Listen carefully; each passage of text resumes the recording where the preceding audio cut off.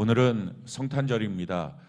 성탄절에 우리가 메리 크리스마스 이렇게 인사를 합니다. 이렇게 메리 크리스마스라고 하는 말은 메리, 기쁨으로, 그런데 이 기쁨이 해피와는 좀 차원이 다른, 해피는 좀 더 그냥 점잖게 표현하는 것이라면 메리는 좀 더 이렇게 신나게 열정적으로, 어떻게 보면 좀 경망스럽게 이런 의미를 포함합니다. 그럼 메리, 기쁨으로, 그리스도께 마스, 경배합시다, 이런 뜻입니다.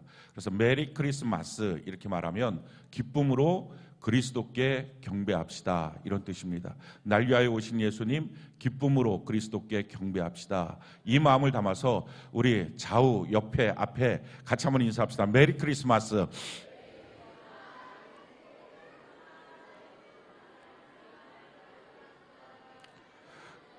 할렐루야. 우리가 이렇게 성탄절이 되면 메리 크리스마스, 기쁨으로 우리 그리스도께 경배합시다 라고 인사를 합니다.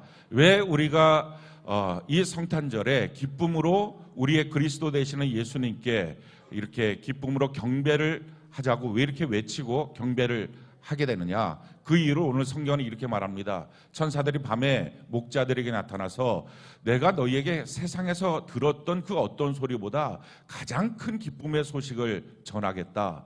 너희를 위하여 베들레헴에서, 다윗의 동네에서 구주가 나셨다, 이렇게 말씀합니다. 그리고 나서 그 구주를 어떻게 하면 찾을 수 있느냐, 그 표적이 마구간에 가면 말구 위에 바로 나인 아이를 강보에 싸서 뉘어놓은 것을 볼 수 있을 것이다. 그가 바로 우리의 구주가 되신다라는 것입니다. 이스라엘은 목축업을 했기 때문에 집집마다 마구간이 다 있었고 또 마을에 공통 마구간도 있었습니다.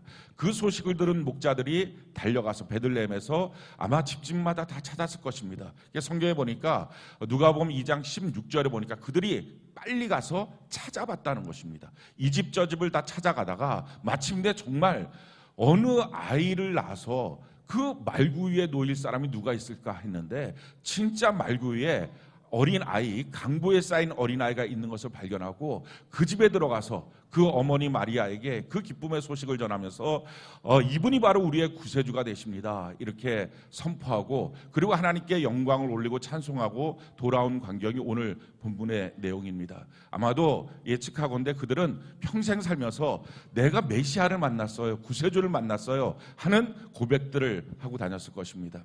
이렇게 기쁨으로 그리스도께 경배하는 첫 번째 크리스마스의 주인공 목자들처럼 우리도 마찬가지로 크리스마스가 되면 기쁨으로 그리스도께 경배하는 그런 메리 크리스마스라고 인사하는 것입니다. 왜 우리가 주님의 태어나심, 그 탄생을 기뻐할까요? 세 가지 이유로 우리가 좀 찾아봤으면 좋겠습니다. 제일 첫 번째는 우리의 구원의 길이 열렸기 때문에 그렇습니다. 우리는 죄와 마귀에 속하여서 영원히 그 가운데 살 수밖에 없는 운명 속에 있었습니다. 그리고 그 죄와 마귀를 통하여 우리의 삶 속에는 가난과 저주와 질병이 꼬리처럼 따라다니는 인생입니다. 그래서 이 굴레에서 우리가 벗어날 수가 없었습니다. 그래서 우리가 흔히들 이런 말을 합니다. 사람이니까 죄짓지. 심지어 기독교인들조차도 사람이니까 죄짓지, 사람이니까 실수하지, 그런 말을 합니다. 왜 그러냐면은 우리는 죄 짓는 사람밖에 못 봐서 그렇습니다. 우리 주변에 죄 안 짓고 사는 사람이 하나도 없기 때문에 그렇습니다. 그 이유는 이 죄와 이 죄를 붙잡고 우리를 노예 생활을 하게 만드는 마귀의 역사에서부터 벗어나지 못하기 때문에 그렇습니다. 어느 누구도 이 죄로부터 벗어날 길이 없었기 때문에 그렇습니다. 근데 이것이, 이 죄가 사실은 우리의 저주를 만들고 가난을 만들고 질병을 만듭니다. 이 죄가 인간과의 관계 속에 갈등을 만들고 가정을 파괴합니다. 이 죄가 우리의 인생을 다 망쳐놨다가 마침내 이 죄 때문에 죄 지은 자가 가는 지옥의 영원한 형벌 속에 빠지는 것입니다.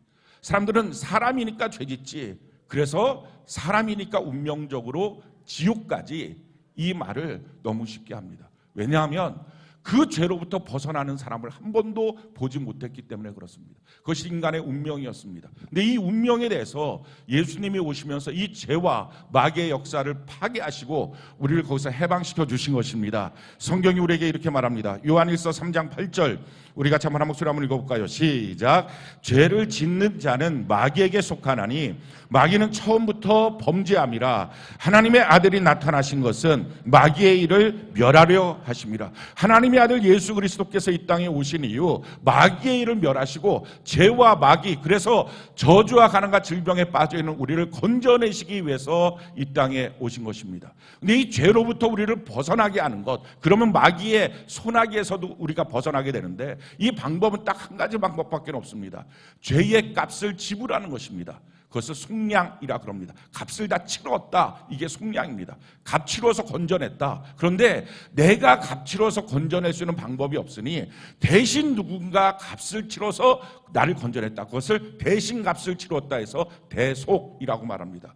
근데 이 값을 치를 수 있는 조건이 딱 세 가지가 구비돼야 됩니다. 제일 첫 번째, 사람이어야 합니다. 사람이 죄를 졌으니 사람이 대신 값을 치러야 합니다. 두 번째, 이 사람은 죄가 전혀 없어야 합니다.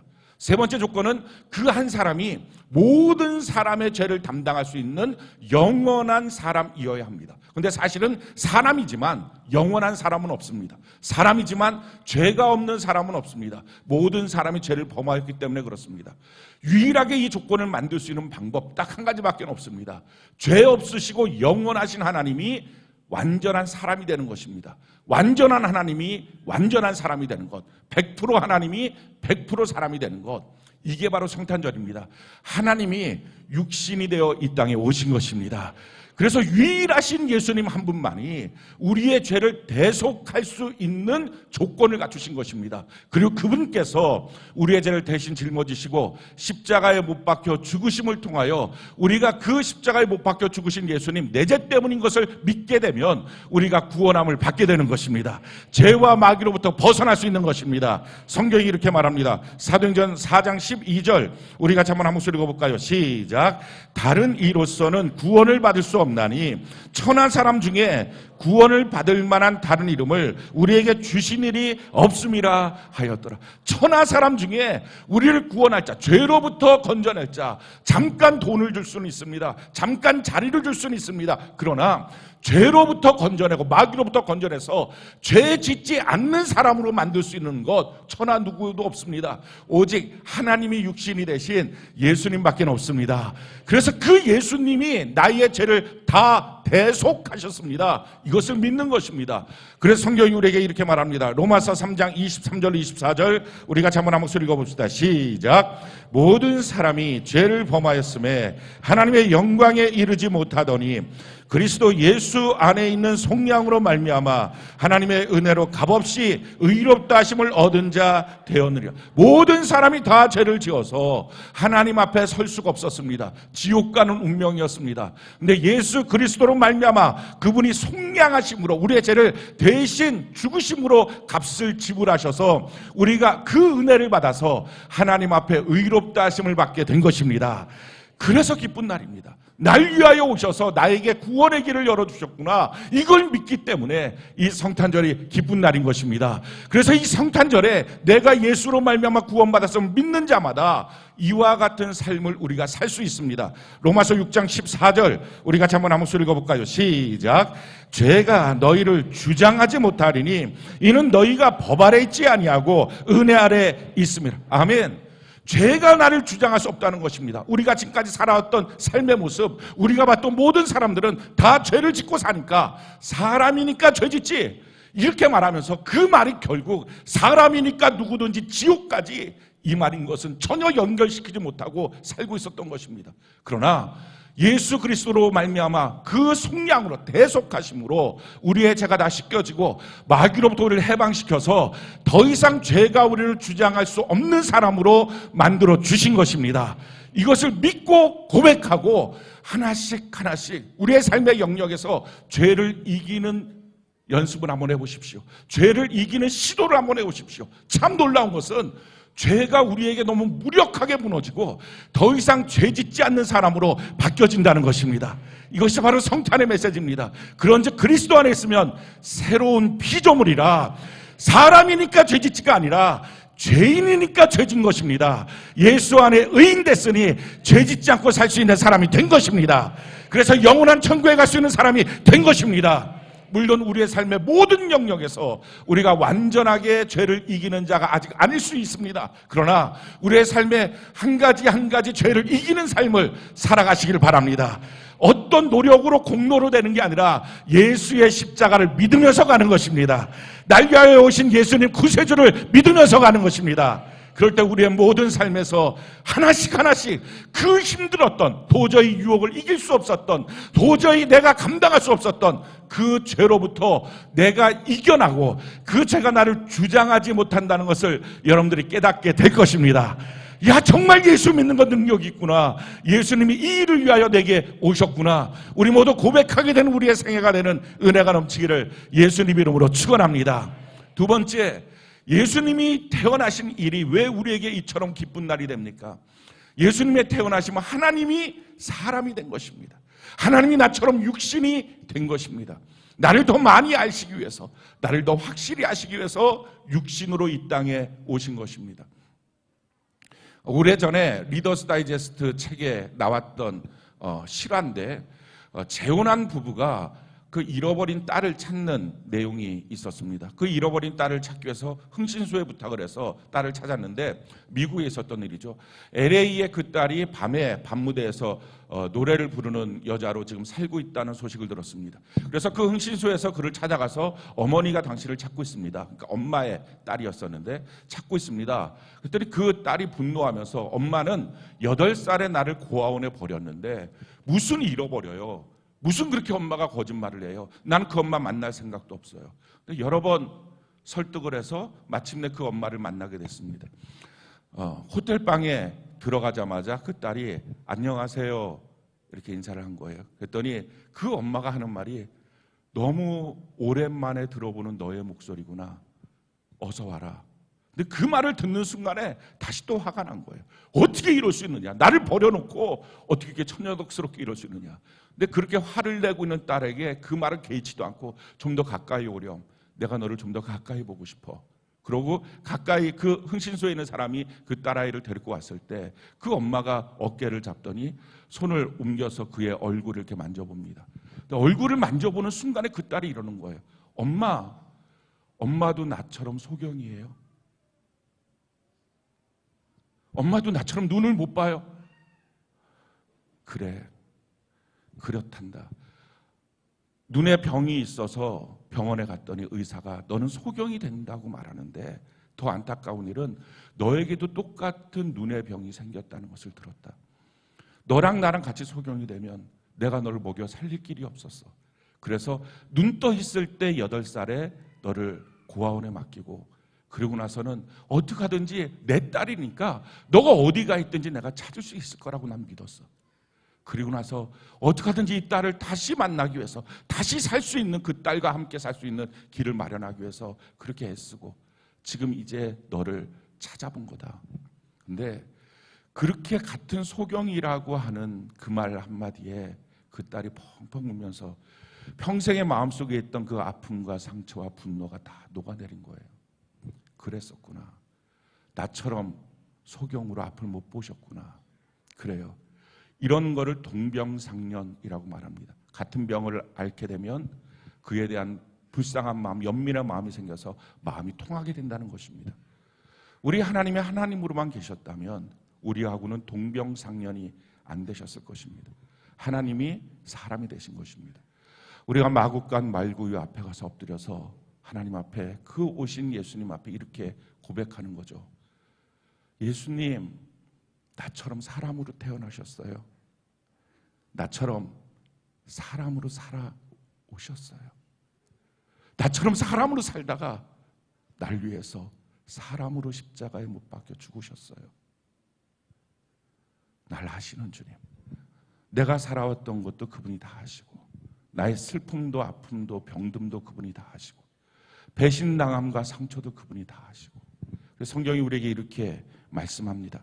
히브리서 4장 15절로 16절 우리 같이 한번 한 목소리 한번 읽어볼까요? 시작.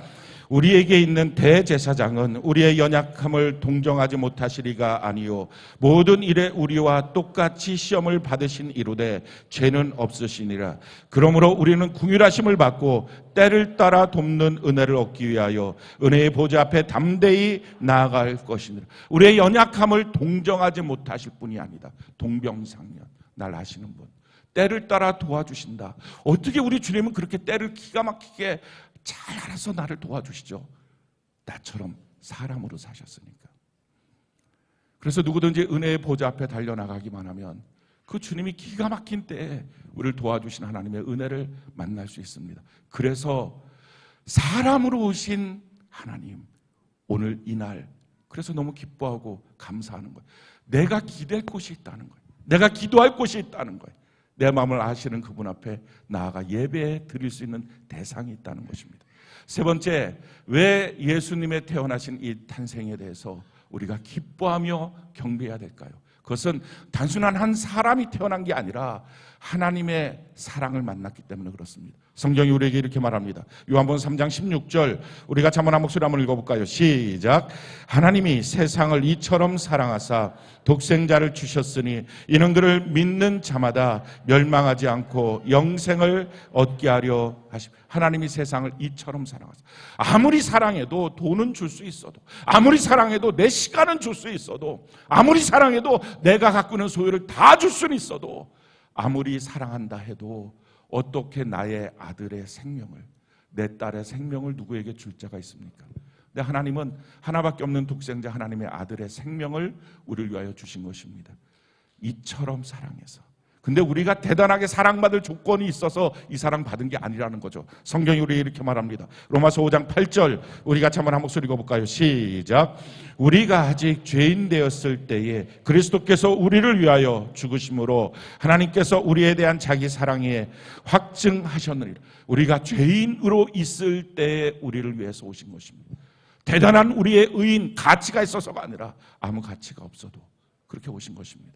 이렇게 날 사랑하신 하나님이 계신, 그 하나님이 창조주고 통치자고 심판자고 왕이시라면 우리의 삶이 어떻게 달라질까요? 성경이 이렇게 말합니다. 로마서 8장 31절로 32절 우리 같이 한번 한 목소리 읽어볼까요? 시작. 그런즉 이 일에 대하여 우리가 무슨 말 하리요? 만일 하나님이 우리를 위하시면 누가 우리를 대적하리요? 자기 아들을 아끼지 아니하시고 우리 모든 사람을 위하여 내주시니가 어찌 그 아들과 함께 모든 것을 우리에게 주시지 아니하겠느냐. 하나님이 내 편이 되시면 누가 나를 대적하겠느냐? 무슨 두려움이 있겠느냐? 뿐만 아니라 아들까지 주신 하나님이, 내가 간구하고 하나님 내 삶에 이것이 너무 필요해요, 나를 아시는 그분 앞에, 은혜의 보좌 앞에 나가 예배하며 하나님께 기도하면 뭘 더 아끼시겠느냐라는 것입니다. 우리는 두려움이 없는 거예요. 그래서 그 사랑을 만난 사람은 이 땅을 담대하게 승리할 수 있습니다. 여러분들 삶 속에 평생에 어떤 문제와 환경과 사건이 몰려와도 넉넉히 이길 수 있는 것은 하나님이 날 사랑한다는 것을 우리가 믿기 때문인 것입니다. 이 성탄절이 있기에 그것이 확증된 것입니다. 성경이 우리에게 이렇게 말합니다. 로마서 8장 37절 우리 같이 한번 목소리 읽어볼까요? 시작. 그러나 이 모든 일에 우리를 사랑하시는 이로 말미암아 우리가 넉넉히 이기는, 아멘이십니까? 성탄절이 있기에 하나님 날 사랑하신다는 이 말이 너무 정확하게 확증된 것입니다. 마국간 말구유로 시작하신 예수님, 나같이 천하고 나같이 아무것도 없는 사람을 위해서 그렇게 오신 예수님, 십자가로 마치신 예수님, 날 사랑해서 나를 위해서 대신 죽으신, 사람으로 죽으신 예수님, 그분이 오신 이날 앞에 우리가 기쁨으로 경배하는 것이 마땅한 것입니다. 이 마음을 갖고, 이 믿음을 갖고 우리가 하나님께 나갈 때 하나님께는 영광이고 우리에게는 평화가 이루어집니다. 이제 우리가 하나님 앞에 진노받는 존재가 아니에요. 사랑하는 성도 여러분, 그러기에 그 어떤 모습인지 여러분들 실수와 연약함이 있어도 이제는 정죄감 갖지 않는 은혜가 있기를 바랍니다. 난 하나님의 진노받는 저주받는 존재가 아니라 하나님 앞에 영광이 되는 존재다. 하나님께 기쁨이 되는 존재다. 내 공로는 하나도 없지만 예수님이 나를 위하여 대신 죽으시고 예수님이 나를 위하여 구원하셨기 때문에 이젠 죄와 저주와 가난과 질병 마귀 역사로부터 나는 해방되어서 하나님의 자녀가 되었다. 그러니 나는 하나님의 기쁨 받는 주의 사랑받는 자녀가 된 것이다. 이 마음을 가지시기 바라요. 우리가 살다가 어느 날 실수할 수 있어요. 죄 지을 수 있어요. 그때 거기에 엎어져 있지 마세요. 그냥 일어나서 그렇습니다 주님, 이 죄 앞에 내가 오늘 졌습니다. 그러나 나는 죄 짓지 않는 자로 예수의 십자가의 공로로 내가 이렇게 죄로부터 해방됐습니다. 이제는 하나님 지지 않겠습니다. 이제는 이기겠습니다. 성령님 내 손을 잡아 주시옵소서. 하나님이 얼마나 기뻐하실까요? 평생에 정죄감이 없는 은혜의 백성 되기를 예수님 이름으로 축원합니다. 이 마음을 가질 때 우리 마음속에, 우리의 관계 속에 평화가 이루어집니다. 먼저는 나의 과거에 대한 평화가 이루어집니다. 많은 사람들이 자기의 지나간 과거에 대해서 불화하고 있어요. 싸우고 있어요. 어떻게 내 인생에 이런 과거들 때문에 내 삶이 이렇다고. 아니에요. 예수의 십자가의 은혜로 말미암아 죄와 저주와 가난과 질병에서 해방되고 나서 뒤를 보니까 그것은 사실은 나를 망쳐놓는 일이 아니라 어느 누군가에게 위로할 수 있는, 어느 누군가를 이해하고 동병상련을 느끼고 손잡아줘서 예수께로 이끌 수 있는 하나님이 내게 주신 경험인 줄로 믿습니다. 그것은 날 망치는 게 아니라 너무 기가 막힌 하나님의 특별한 경험이고 훈련인 것입니다. 또한 우리는 우리의 미래와 우리는 평화할 수 있습니다. 우리 인생의 미래에 대해서 두려워하십니까? 앞으로 어떤 일이 생길지, 내 자녀는 어떻게 클지 걱정하지 마십시오. 나를 위하여 아들을 주신 그분이 아들과 함께 나머지 모든 것을 나와 내 자녀에게 주시지 않겠느냐. 걱정하지 마시고 미래와 화평하는 은혜가 있기를 바랍니다. 뿐만 아니라 나와 이웃과의 관계에서도 뭘 미워할까요? 나 같은 자도 사랑받는데 누구를 미워할 수 있는 자격이 우리에게 있을까요? 우리 누구도 미워하지 말고 원수 맺지 말고 그리스도 안에서 악이 있다면 선으로 악을 이기는 이 성탄절의 결단이 되는 은혜가 있기를 바랍니다. 그래서 우리는요, 성탄절이 있기 때문에 내 생애가 값진 것입니다. 성탄절이 없는데 내 생일만 있다면 정말 말 그대로 사람이니까 죄짓다가 그 죄 때문에 지옥까지, 사람이니까 지옥까지, 이게 우리 운명이었어요. 근데 성탄절이 있어서 예수님이 날 위하여 이 땅에 태어나셔서 내가 태어나서 이제는 하늘의 영광을 맛보고 이 땅의 평화를 맛보고 주님의 자녀로서 살아가는 영광을 누리게 된 것입니다. 우리 평생의 기쁨으로 우리 예수님께 경배하는 예배의 삶을 살아가는 저와 여러분들 되고 전도의 삶을 살아가는 저와 여러분들 되는 은혜가 넘치기를 예수님 이름으로 축원합니다.